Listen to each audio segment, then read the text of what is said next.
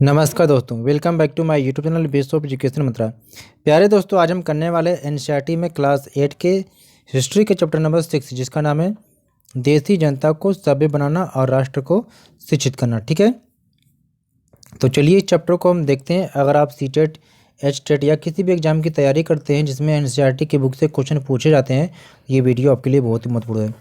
Video को last तक देखना और वीडियो को लाइक, शेयर और चैनल को सब्सक्राइब करके बेल आइकन को प्रेस कर लेना, जिससे कोई भी वीडियो अपलोड की जाए आपको आसानी से मिल सके। ठीक है, चलिए तो पहले के अध्याय में आप देख चुके हैं कि ब्रिटिश शासन के कारण यहाँ के राजाओं और नवाबों, किसानों और आदिवासियों पर किस किस तरह के प्रभाव पड़े थे। ठीक है, और इस अध्याय में हम यह समझने का प्रयास करेंगे कि इन चीज़ों से विद्यार्थियों के जीवन पर क्या असर पड़े। विद्यार्थियों के जीवन को समझना इसलिए ज़रूरी है क्योंकि भारत में अंग्रेज केवल भू क्षेत्र पर विजय और आय पर नियंत्रण ही नहीं चाहते थे। उन्हें लगता था कि उनका एक सांस्कृतिक मिशन भी है। वे मानते थे कि उन्हें देसी समाज को सभ्य बनाना है। ठीक है, और उनके रीति रिवाजों और मूल्य मान्यताओं को भी क्या है, बदलना है। ठीक है, कौन मानता था? अंग्रेज लोग मानते थे। ठीक है, अब यहाँ पर कहा गया भाषाविद। भाषाविद क्या होता है? यानी एक ऐसा व्यक्ति जो कई भाषाओं का जानकार और विद्यार्थी हो, यानी कि कई भाषाओं का जानकार होता है और विद्यार्थी भी होता है। ठीक है, चलिए इसके लिए कौन कौन से बदलाव लाए जाने थे? भारतीयों को शिक्षित, सभ्य और अंग्रेजों की सोच के मुताबिक अच्छी प्रजा बनाने के लिए कौन से कदम उठाए जाने थे? अंग्रेजों के पास भी इन सवालों के कोई बने बनाए जवाब नहीं थे। इन सवालों पर कई दशक तक बहस चलती रही। ठीक है, अंग्रेजी शिक्षा को किस तरह देखते थे, यानी कि जो अंग्रेज थे वो शिक्षा को किस प्रकार देखते थे। तो आइए सबसे पहले इस बात पर ध्यान दें कि शिक्षा के क्षेत्र में अंग्रेज क्या सोच रहे थे और शिक्षा के जो विचार हमें आज सहज सामान्य दिखाई देते हैं वे पिछले 200 साल में किस तरह विकसित हुए। इस पड़ताल के दौरान हम इस बात पर भी विचार करेंगे कि भारतीयों ने ब्रिटिश विचारों पर कैसी प्रतिक्रिया दी और इस बारे में अंग्रेजों के विचार किस तरह विकसित हुए, भारतीयों को कैसे पढ़ाया जाएगा। ठीक है, चलिए प्राच्यवाद की परंपरा। प्राच्यवाद की परंपरा क्या मतलब क्या है? सन 1783 में विलियम जोन्स नाम के एक सज्जन कलकत्ता आए। उन्हें ईस्ट इंडिया कंपनी द्वारा स्थापित किए गए नए सुप्रीम कोर्ट में जूनियर जज के पद पर तैनात किया गया। ठीक है, तो देखिए आपको ये मालूम होना चाहिए कि 1783 में विलियम जोन्स के एक जज को क्या है, विलियम जोन्स नाम के एक अंग्रेज को क्या है, कलकत्ता में क्या है, जूनियर जज के पद पे तैनात किया गया। ठीक है, और कानून का माहिर होने के साथ साथ जोन्स एक क्या है, भाषाविद पे थे। भाषाविद थे यानी कि कई भाषाओं का उनको ज्ञान था। ठीक है, और आगे देखेंगे उन्होंने ऑक्सफोर्ड में ग्रीक और लैटिन का अध्ययन भी किया था। वे फ्रेंच और अंग्रेजी जानते थे और अपने एक दोस्त से अरबी सीखने के अलावा फारसी भी सीख चुके थे। ठीक है, कलकत्ता में आने के बाद वे रोजाना घंटों संस्कृत विद्वानों के साथ बैठकर उनसे संस्कृत की बारीकियाँ, उसकी व्याकरण और संस्कृत काव्यों का अध्ययन करने लगे थे। कुछ ही समय में उन्होंने कानून, दर्शन, धर्म, राजनीति, नैतिकता, अंक गणित, चिकित्सा विज्ञान और अन्य विज्ञानों की प्राचीन भारतीय पुस्तकों का अध्ययन शुरू कर दिया। ठीक है, जोन्स ने पाया कि उस समय कलकत्ता में तैनात हुए सारे अंग्रेज अफसर भी उनके जैसी दिलचस्पियां रखते थे। हेनरी टॉमस कोलब्रुक और नेथनियल हॉलहेड भी भारतीय भाषाएं सीखकर संस्कृत व फारसी रचनाओं का अंग्रेजी में अनुवाद कर रहे थे और प्राचीन भारतीय विरासत को समझने के प्रयास में लगे हुए थे। इन लोगों के साथ मिलकर जोन्स ने एशियाटिक सोसाइटी ऑफ बंगाल का गठन किया। ठीक है, यानी देखो आपसे पूछा जा सकता है कि एशियाटिक सोसाइटी ऑफ बंगाल का गठन किसने किया। ठीक है, तो इन सब जो थे इनके साथ मिलकर जोन्स ने किया था। ठीक है, और एशियाटिक रिसर्च नामक शोध पत्रिका प्रकाशन शुरू हुआ। ठीक है, जोन्स और कोलब्रुक भारत के प्रति एक खास तरह के रवैया रखते थे। वे भारत और पश्चिम दोनों की प्राचीन संस्कृतियों के प्रति गहरा भाव रखते थे। उनका मानना था कि भारतीय सभ्यता प्राचीन काल में अपने वैभव के शिखर पर थी, परंतु बाद में उसका पतन होता चला गया। ठीक है, आगे देखिए उनकी राय में भारत को समझने के लिए प्राचीन काल में लिखे गए यहाँ के पवित्र और कानून ग्रंथों को खोजना व समझना बहुत जरूरी था। उनका मानना था कि हिंदुओं और मुसलमानों के असली विचारों व कानूनों को इन्हीं रचनाओं के जरिए समझा जा सकता है और इन रचनाओं के पुनः अध्ययन से ही भारत के भावी विकास का आधार पैदा हो सकता है। ठीक है। इस तरह जोन्स और कोलब्रुक दोनों ही प्राचीन ग्रंथों को ढूंढने, उनकी व्याख्या करने, अनुवाद करने और ज़्यादा से ज़्यादा लोगों तक अपने नतीजे पहुंचाने में जुट गए। उन्हें विश्वास था कि परियोजना कि न केवल अंग्रेजों को भारतीय संस्कृति से सीखने में मदद देगी, बल्कि भारतीयों को भी अपनी विरासत को दोबारा अपनाने और अतीत के लुप्त हुए वैभव को समझने में मदद देगी। इस प्रक्रिया में अंग्रेज भारतीय संस्कृति के अभिभावक और मालिक दोनों की भूमिका निभा रहे थे। ठीक है। आगे देखिए, इन प्रयासों और विचारों से प्रभावित होकर कंपनी के बहुत सारे अधिकारियों ने दलील दी कि अंग्रेजों को पश्चिमी ज्ञान की बजाय भारतीय ज्ञान को ही प्रोत्साहन देना चाहिए। वे चाहते थे कि प्राचीन भारतीय ग्रंथों के अध्ययन को प्रोत्साहित करने और संस्कृत व फारसी साहित्य व काव्य पढ़ाने के लिए संस्थाओं की स्थापना की जाए। इन अधिकारियों का ये भी मानना था कि हिंदू और मुसलमानों को वही पढ़ाया जाना चाहिए जिससे वे पहले से परिचित हैं और जिसे वे आदर और महत्व देते हैं। उन्हें अनजाने विषयों की शिक्षा न दी जाए। इन अफसरों की राय में केवल तभी अंग्रेज देसी जनता का दिल जीत सकते हैं। ठीक है। केवल तभी अजनबी शासक अपनी प्रजा से आदर की उम्मीद कर सकते हैं। इस बात को ध्यान में रखते हुए 1781 में अरबी फारसी इस्लामिक कानून के अध्ययन को बढ़ावा देने के लिए कलकत्ता में एक मदरसा खोला गया। ठीक है। 1791 में बनारस में हिंदू कॉलेज की स्थापना की गई ताकि वहाँ प्राचीन संस्कृत ग्रंथों की शिक्षा भी दी जा सके और देश का शासन चलाने में मदद मिले। परंतु कंपनी के सभी अफसर इन विचारों से सहमत नहीं थे। इनमें से बहुत सारे प्राच्यवादियों के कटु आलोचक भी थे। अब यहाँ पर देखेंगे क्या है प्राच्यवादी का मतलब क्या होता है। प्राच्यवादी मतलब एशिया की भाषा और संस्कृति का गहन ज्ञान रखने वाले लोग। ठीक है। यानी जो एशिया की भाषा और संस्कृति का गहन ज्ञान रखने वाले लोग होते थे उनको प्राच्यवादी कहते हैं। मुंशी किसे कहते हैं? ऐसा व्यक्ति जो फारसी पढ़ना लिखना और पढ़ाना जानता है। ठीक है। वर्नाक्युलर मतलब क्या होता है? यह शब्द आमतौर पर मानक भाषा से अलग किसी स्थानीय भाषा या बोली के लिए इस्तेमाल किया जाता है।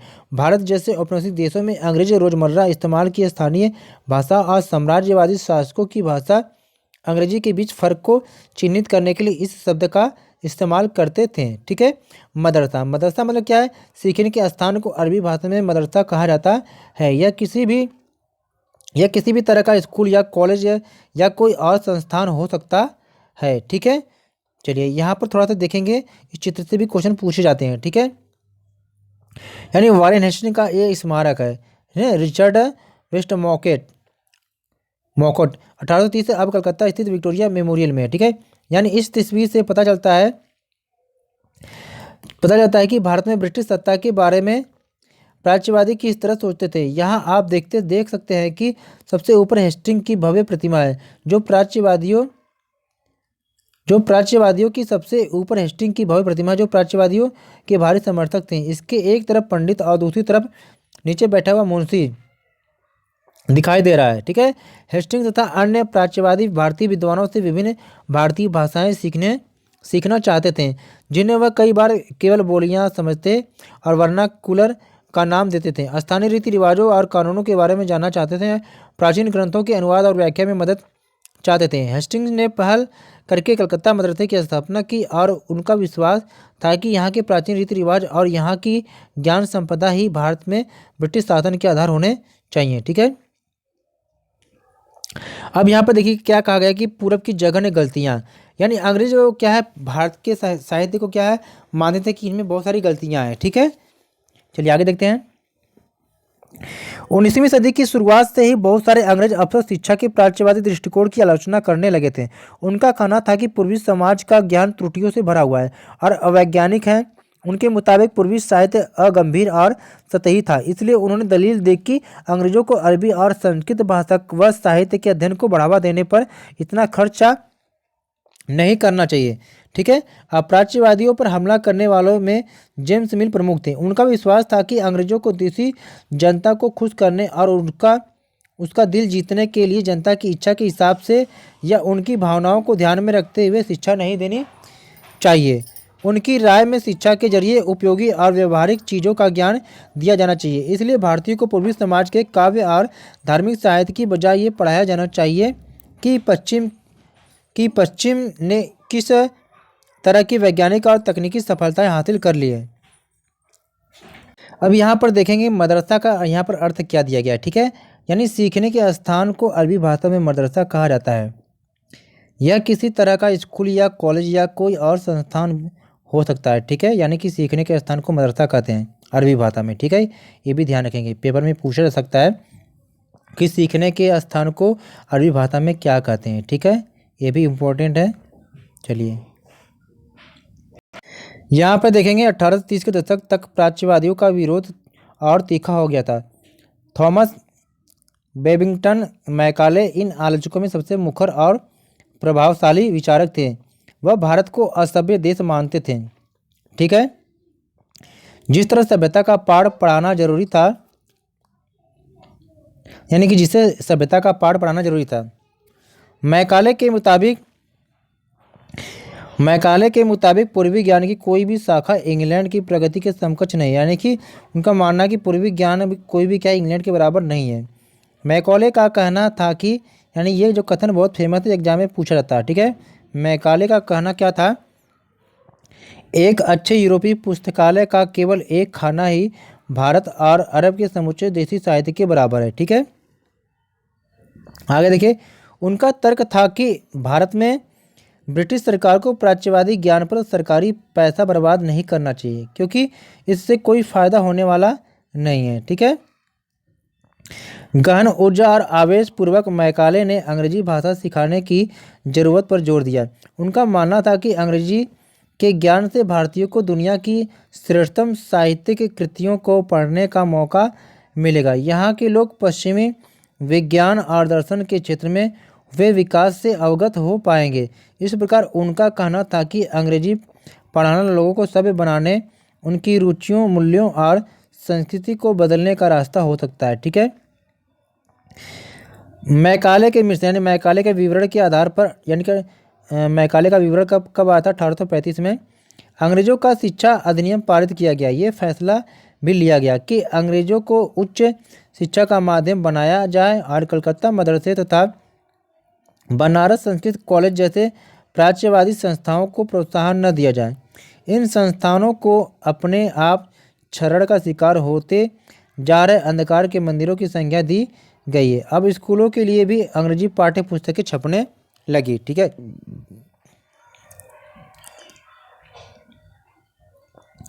व्यवसायों के लिए शिक्षा, ठीक है। 1854 में ईस्ट इंडिया कंपनी के लंदन स्थित कोर्ट ऑफ डायरेक्टर्स ने भारतीय गवर्नर जनरल को शिक्षा के विषय में एक नोट भेजा। कंपनी के नियंत्रक मंडल के अध्यक्ष चार्ल्स वुड के नाम से जारी किए गए इस संदेश को वुड का नीति पत्र या वुड डिस्पैच के नाम से जाना गया, ठीक है। यानी आपसे पूछा जाएगा वुड डिस्पैच कब आया था, 1854 में, ठीक है। इस दस्तावेज में भारत में लागू की जाने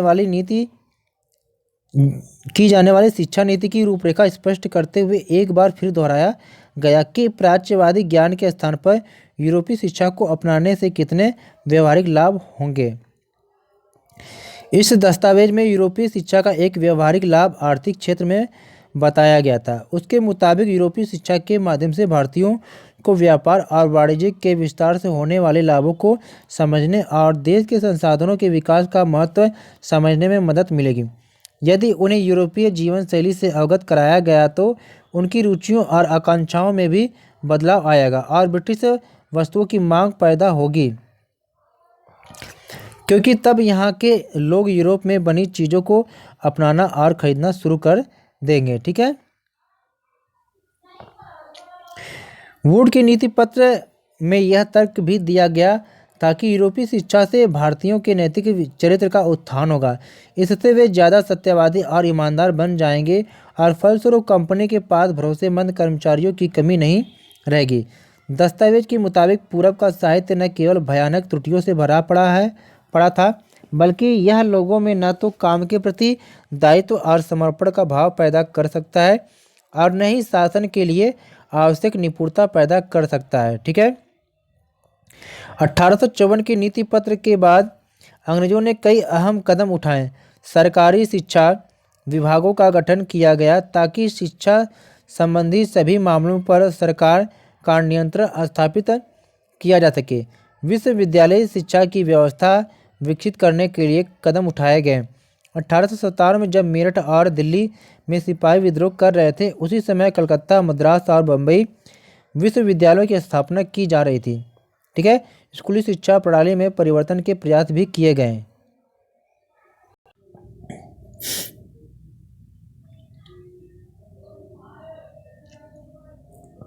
यहाँ पे देखेंगे कि इस स्कॉटलैंड के ईसाई प्रचारक विलियम केरे, जिसने क्या है सेरा सेरामपुर मिशन की स्थापना में मदद की। ठीक है, यहाँ पर देखेंगे आप। अब देखिए आगे क्या स्थानीय पाठशालाओं को क्या हुआ, यानी कि जब आप देखते हैं कि स्थानीय पाठशालाएं इस प्रकार से चलती थी तो इनका क्या हुआ। क्या आपको कुछ अंदाजा है कि अंग्रेजों से पहले यहाँ बच्चों को किस तरह पढ़ाया जाता था? क्या आपने कभी सोचा है कि उस समय स्कूल यानी कि बच्चे स्कूल जाते भी थे या नहीं, और अगर स्कूल थे तो ब्रिटिश शासन के तहत उनका क्या हुआ। ठीक है, चित्र में देखेंगे यह एक ग्रामीण पाठशाला है। यह फ्रांसवा सॉल्विन नामक डच पेंटर द्वारा बनाया गया था। चित्र है, फ्रांसवा 18वीं सदी के आखिर में भारत आए थे। अपने चित्रों में उन्होंने लोगों के दैनिक जीवन को दर्शाने का प्रयास किया था। ठीक है, विलियम एडम की रिपोर्ट। 1830 के दशक में स्कॉटलैंड से आए ईसाई प्रचारक विलियम एडम ने बंगाल और बिहार के जिलों का दौरा किया। कंपनी ने उन्हें देसी स्कूलों में शिक्षा की प्रगति पर रिपोर्ट तैयार करने का जिम्मा सौंपा था। एडम ने जो रिपोर्ट तैयार की वह दिलचस्प थी। ठीक है, एडम ने पाया कि बंगाल और बिहार में 1 लाख से ज़्यादा पाठशालाएं हैं। ये बहुत छोटे छोटे केंद्र थे जिनमें आमतौर पर 20 से ज़्यादा विद्यार्थी नहीं होते थे। फिर भी इन पाठशाला में पढ़ने वाले बच्चों की कुल संख्या काफ़ी बड़ी, यानी 20 लाख से ज़्यादा थी। ये पाठशालाएं संपन्न लोगों या स्थानीय समुदाय द्वारा चलाई जा रही थी। कई पाठशालाएं स्वयं गुरु द्वारा ही प्रारंभ की गई थी। ठीक है, शिक्षा का तरीका काफ़ी लचीला था। आज आप जिन चीज़ों की स्कूलों से उम्मीद करते हैं उनमें से कुछ चीज़ें उस समय की पाठशाला में भी मौजूद थे। यानी कि बच्चों की फीस निश्चित नहीं थी, छपी हुई किताबें नहीं होती थी, पाठशाला की इमारत अलग से नहीं बनाई जाती थी, बेंच और कुर्सियाँ नहीं होती थी, ब्लैक बोर्ड नहीं होते थे, अलग से कक्षाएं लेने, बच्चों की हाजिरी लेने का कोई इंतजाम नहीं था। सालाना इम्तिहान और नियमित समय सारणी जैसी कोई व्यवस्था नहीं थी जो आज आप देखते हो। ठीक है, पाठशालाएं बरामदे के छांव में ही चलती थी, तो कई गांव की किसी दुकान या मंदिर के कोने में या गुरु के घर पर ही बच्चों को पढ़ाया जाता था। बच्चों की फीस उनके माँ बाप की आमदनी से तय होती थी। ठीक है, अमीरों को ज़्यादा और गरीबों को कम फीस देनी पड़ती थी। शिक्षा मौखिक होती थी और क्या पढ़ाना है यह बात विद्यार्थी की ज़रूरतों को देखते हुए गुरु ही तय करते थे। विद्यार्थियों को अलग कक्षाओं में नहीं बैठाया जाता था, सभी एक जगह एक साथ बैठते थे। अलग अलग स्तर के विद्यार्थियों के साथ गुरु अलग से बात कर लेते थे। ठीक है, एडम ने पाया कि यह लचीली प्रणाली स्थानीय आवश्यकताओं के लिए काफ़ी अनुकूल है। उदाहरण के लिए फसलों की कटाई के समय कक्षाएं बंद हो जाती थी क्योंकि उस समय गांव के बच्चे प्रायः खेतों में काम करने चले जाते थे। कटाई और अनाज निकल जाने के बाद पाठशाला दोबारा शुरू हो जाती थी। इसका परिणाम यह था कि साधारण काश्तकारों के बच्चे भी पढ़ाई कर सकते थे। ठीक है, अब यहाँ पर देखेंगे नई दिनचर्या, नए नियम। ठीक है, 19वीं सदी के मध्य तक कंपनी का ध्यान मुख्य रूप से उच्च शिक्षा पर था, इसलिए कंपनी ने स्थानीय पाठशालाओं के कामकाज में कभी ज़्यादा दखल नहीं दिया। ठीक है, 1854 के बाद कंपनी ने देसी शिक्षा व्यवस्था में सुधार लाने का फैसला किया। कंपनी का मानना था कि इसके लिए मौजूदा व्यवस्था के भीतर ही बदलाव किए जा सकते हैं। कंपनी एक नई दिनचर्या, नए नियम और नियमित निरीक्षणों के जरिए पाठशालाओं को और व्यवस्थित करना चाहती थी। इसके लिए क्या किया जा सकता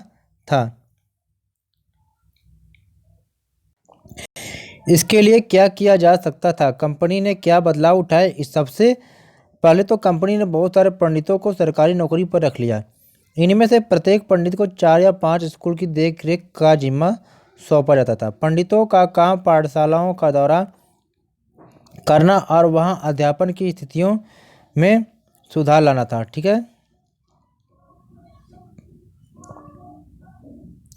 प्रत्येक गुरु को निर्देश दिया गया कि वे समय समय पर अपने स्कूल के बारे में रिपोर्ट भेजें और कक्षाओं को नियमित समय सारणी के अनुसार पढ़ाएं। अब अध्यापन पाठ्य पुस्तकों पर आधारित होगा और विद्यार्थियों की प्रगति को मापने के लिए वार्षिक परीक्षाओं की रूपरेखा तैयार की जाने लगी। विद्यार्थियों से कहा गया कि वे नियमित रूप से शुल्क दें, नियमित रूप से कक्षा में आएं, तय सीट पर बैठें और अनुशासन के नियमों का पालन करें। ठीक है। इन नियमों और दिनचर्या का एक और भी नतीजा हुआ। पहले वाली व्यवस्था में गरीब किसानों के बच्चे भी पाठशालाओं में जा सकते थे, क्योंकि शालाओं की समय सारणी काफ़ी लचीली होती थी। नई व्यवस्था के अनुशासन की मांग थी कि बच्चे नियमित रूप से स्कूल आएं। अब कटाई के मौसम में भी बच्चों का स्कूल में आना जरूरी था, जबकि उस समय गरीबों के बच्चे खेतों में काम करने जाया करते थे। अगर कोई बच्चा स्कूल नहीं आ पाता था तो इसे अनुशासनहीनता माना जाता था, यानी बच्चा पढ़ना लिखना ही नहीं चाहता। ठीक है। राष्ट्रीय शिक्षा की कार्यसूची। केवल अंग्रेज अफसर ही भारत में शिक्षा के बारे में नहीं सोच रहे थे। 19वीं सदी की शुरुआत से ही भारत के विभिन्न भागों के बहुत सारे विचारक शिक्षा के व्यापक प्रसार के जरूरत पर जोर देने लगे थे। यूरोप में आ रहे बदलावों से प्रभावित हुए कुछ भारतीयों का मानना था कि पश्चिमी शिक्षा भारत का आधुनिकीकरण कर सकती है। उन्होंने अंग्रेजों से आह्वान किया कि वे नए स्कूल, कॉलेज और विश्वविद्यालय खोलें तथा शिक्षा पर ज़्यादा पैसे खर्च करें। इस दिशा में हुए कुछ प्रयासों के बारे में आप अध्याय 8 में पढ़ेंगे, परंतु बहुत सारे भारतीय पश्चिमी शिक्षा के विरुद्ध थे। महात्मा गांधी और रविन्द्रनाथ टैगोर इसी तरह के लोग थे। ठीक है। आइए देखें कि उनका क्या हुआ। अंग्रेजी शिक्षा ने हमें गुलाम बना दिया है। महात्मा गांधी का कहना था कि औपनिवेशिक शिक्षा ने भारतीयों के मस्तिष्क में ही हीनता का बोध पैदा कर दिया है। इसके प्रभाव में आकर यहाँ के लोग पश्चिमी सभ्यता को श्रेष्ठतर मानने लगे हैं और अपनी संस्कृति के प्रति उनका गौरव भाव नष्ट हो गया है। महात्मा गांधी ने कहा कि इस शिक्षा में विष भरा है, यह पापपूर्ण है, इसने भारतीयों को दास बना दिया है, इसने लोगों पर प्रभाव डाला है। उनके मुताबिक पश्चिम से आने वाली हर चीज़ की प्रशंसा करने वाले इन संस्थानों में पढ़ने वाले भारतीय ब्रिटिश शासन को पसंद करने लगे थे। महात्मा गांधी एक ऐसी शिक्षा के पक्षधर थे जो भारतीयों के भीतर प्रतिष्ठा और स्वाभिमान का भाव पुनर्जीवित करें। राष्ट्रीय आंदोलन के दौरान उन्होंने विद्यार्थियों से आह्वान किया कि वे शिक्षा संस्थानों को छोड़ दें और अंग्रेजों को बताएं कि अब वे गुलाम बने रहने के लिए तैयार नहीं हैं। ठीक है। महात्मा गांधी की दृढ़ मान्यता थी कि शिक्षा केवल भारतीय भाषाओं में ही दी जानी चाहिए। उनके मुताबिक अंग्रेजी में दी जा रही शिक्षा भारतीयों को अपाहिज बना देती है। उसने उन्हें अपने सामाजिक परिवेश से काट दिया है और उन्हें अपनी ही भूमि पर अजनबी बना दिया है। उनकी राय में विदेशी भाषा बोलने वाले, स्थानीय संस्कृति से घृणा करने वाले अंग्रेजी शिक्षित भारतीय अपनी जनता से जुड़ने के तौर तरीके भूल चुके थे। महात्मा गांधी का कहना था कि पश्चिमी शिक्षा मौखिक ज्ञान की बजाय केवल पढ़ने और लिखने पर केंद्रित है। उसमें पाठ्य पुस्तकों पर तो जोर दिया जाता है, लेकिन जीवन अनुभव और व्यवहारिक ज्ञान की उपेक्षा की जाती है। गांधी का तर्क था कि शिक्षा से व्यक्ति का दिमाग और आत्मा विकसित होनी चाहिए। उनकी राय में केवल साक्षरता यानी कि पढ़ने और लिखने की क्षमता पा लेना ही शिक्षा नहीं होती। इसके लिए तो लोगों को हाथ से काम करना पड़ता है, हुनर सीखने पड़ते हैं और यह जानना पड़ता है कि विभिन्न चीज़ें किस तरह काम करती हैं। इससे उनका मस्तिष्क और समझने की क्षमता दोनों विकसित होंगे। ठीक है। यहाँ पर देख रहे होंगे कि महात्मा गांधी और कस्तूरबा गांधी शांति निकेतन में रविन्द्रनाथ टैगोर और लड़कियों की एक टोली के साथ बैठे हैं। ठीक है। 1940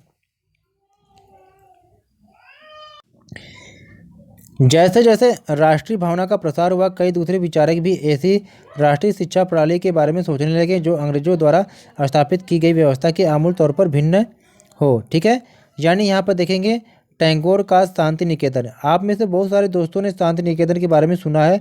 कि आप जानते हैं कि इसकी स्थापना किसने और क्यों की थी? रविंद्रनाथ टैगोर ने यह संस्था 1901 में शुरू की थी। ठीक है, टैगोर जब बच्चे थे तो स्कूल जाने से बहुत चिढ़ते थे।